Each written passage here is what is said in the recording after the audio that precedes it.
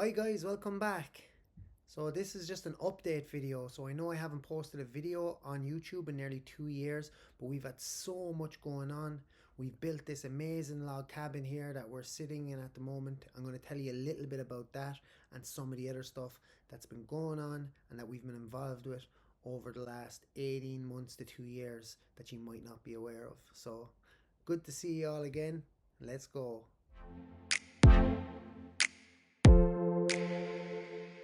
So guys, hi, welcome back. Thanks everyone who's been messaging me and commenting and asking me about am I coming back to post more videos or what's going on.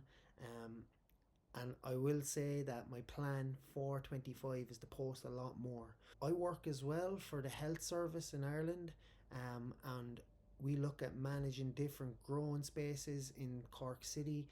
One of the big projects I'm working on is the Glen Community Garden, and we post a lot of content over on the Instagram page about what's going on. So if you want to see what's going on over there, check out their Instagram. I'll stick a little link somewhere down here, hopefully, and you can check them out.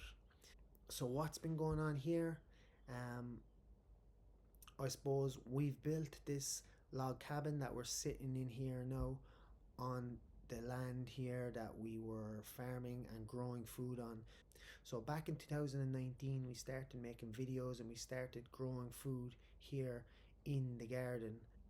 We have a polytunnel, we have a number of beds, we have hens, with lots of fruit growing and stuff like that, and it was always our dream to build a log cabin here as well.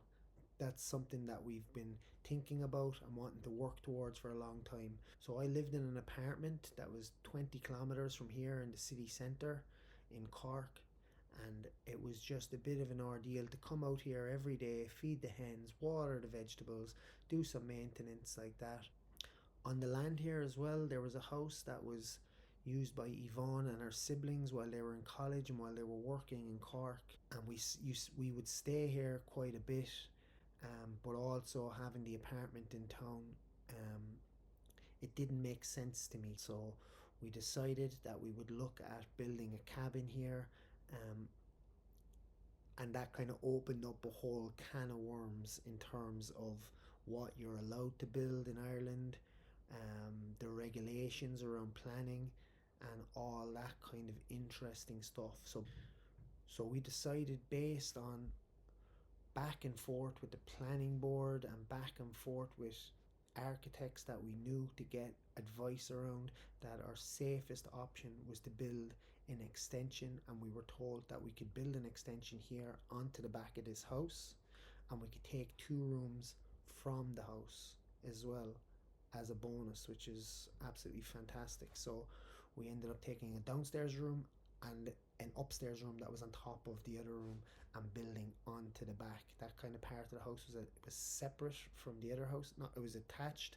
So that part of the house was jutting out from the main part of the house. So we were able to build our extension cabin onto that, and then putting a separate stairs to get from downstairs to the upstairs bedroom. So what we ended up building was a kitchen and sitting room area and attaching that onto the house. So, and then in the existing part of the house, we put a bathroom in the office, and then we had a stairs then going upstairs. So the majority of the work on this house was done by myself and Yvonne, except for the electrical work and the plumbing. So we got professionals in to do that to help us. They're our friends. So rather than going at stuff like that, we said we'd leave the professionals, especially with electrical work, because we didn't want to take any risks with things like that. We started off by putting down a concrete base in the house, and we said we would build the whole cabin out of timber. We have a flat roof on it, and we were going to thrift and go online and look for as much of the materials, things like the windows, doors, stoves, appliances, cookers, things like that. We scoured Facebook Marketplace and scoured Done Deal, which is the equivalent to Craigslist. When I say we now, Yvonne done pretty much most of that work, which is amazing. She's so good at that kind of stuff, so fair play. For example, like We got a price for windows that was nearly €5,000 for windows for the log cabin, which was totally out of our budget. Initially, our budget was between 15 and €20,000. €4,000 for windows was totally outside of that. Because we were building it ourselves and we weren't building it off plans, we were building it off our own design and our plans. We were quite flexible. We were able to source windows secondhand online, and we really wanted big windows, so we found windows that were 2 meters by 1.5 meters online for €100 each. We got a sliding patio door for free, and we found another window then for €50 because we wanted to maximize the elevation in the aspect of the house. So we're facing south, so we wanted to have a big window facing the rising sun in the east.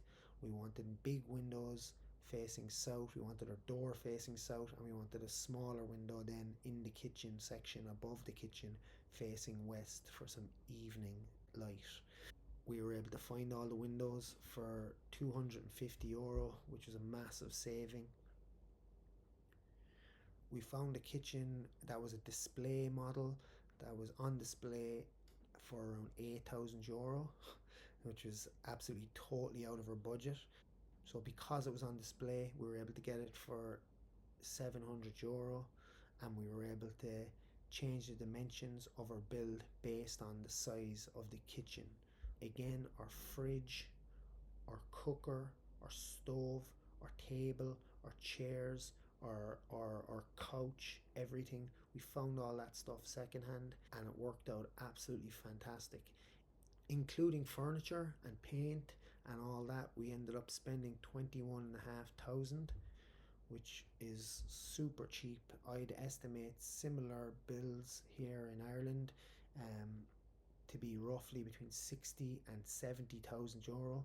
But because we done most of the work ourselves, we were able to cut a lot of that cost. So we got a lot of help from friends as well and stuff like that. But we worked every weekend, a lot of evenings, and any spare time that we had. It took us 12 months. Like, we're so proud of the building that we done, and every part of it means so much to us because we built it ourselves. We have like memories attached to so many different parts of it. We made so many mistakes when we were building that, and we learned so much because of that. So much like trial and error went in. We're here now 12 months. We don't have any leaks. We don't have any major drafts. We've no issues with anything. It seems to be holding up quite well. And the food grown, especially I suppose while we were building, and again the same with last year, we decided that we would streamline what we're growing here. So we grew a massive amount of food for the first 3 years that we were here, like way more, like so much more than we could ever possibly hope to use. We sold a lot of food boxes, and we sold a lot of the produce. But then when we were building, we decided we wouldn't have time for the same amount, so we decided we would focus on mostly storage crops that we would use pretty much every day and we could store for the entire year. So using different techniques and methods as well, like, so we grew tomatoes and we jarred all the tomatoes and we canned the tomatoes. So we're growing a lot of potatoes, and we store the potatoes, carrots which we store in the ground, onions, we've crates of onions, garlic, and as well as that, we still do grow certain amounts of peas, salads, corn, cucumbers, and different crops like that, cabbages. We do grow a lot of different crops as well, but not as much as we used. Because we grow so much and such a wide variety of crops at work in the community garden, I don't need to grow as much here at home.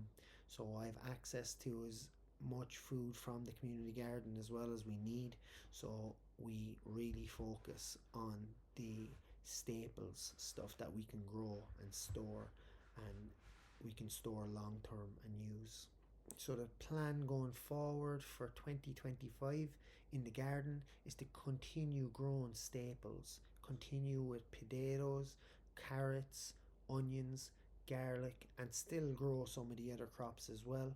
But I don't need to grow 50 cabbages. Like, there's no way I'm ever going to eat 50 cabbages a year. 10 cabbages a year is probably my limit.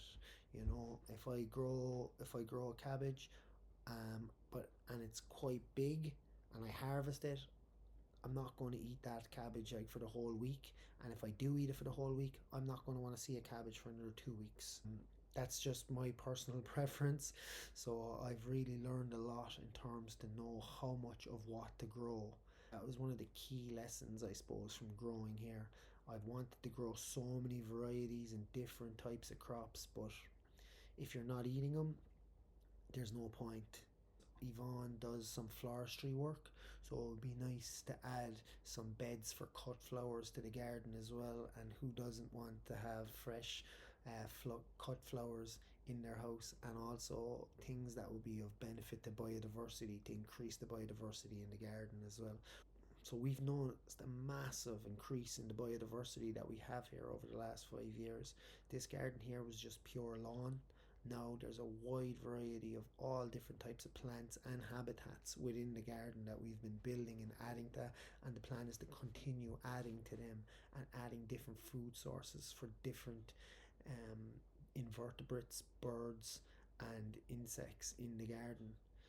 And to create that kind of circularity and to create a more balanced ecosystem within the garden.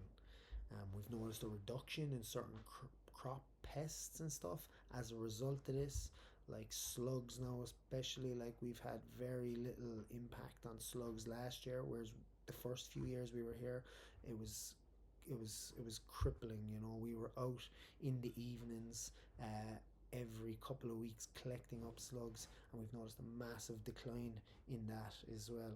Maybe leaving the chickens out like this time of the year and having them free range around the entire garden when there's no crops in the ground reduces the amount of slugs as well, because they peck and scratch and absolutely love eating slugs. So um, they're the kind of plans for this year. If there's anything people you would like to see, just throw it in the comments below, and I'll see if I could do a video or a response. And again, thanks if you've got this far in the video. Thanks for the support, and it's great to see you all again.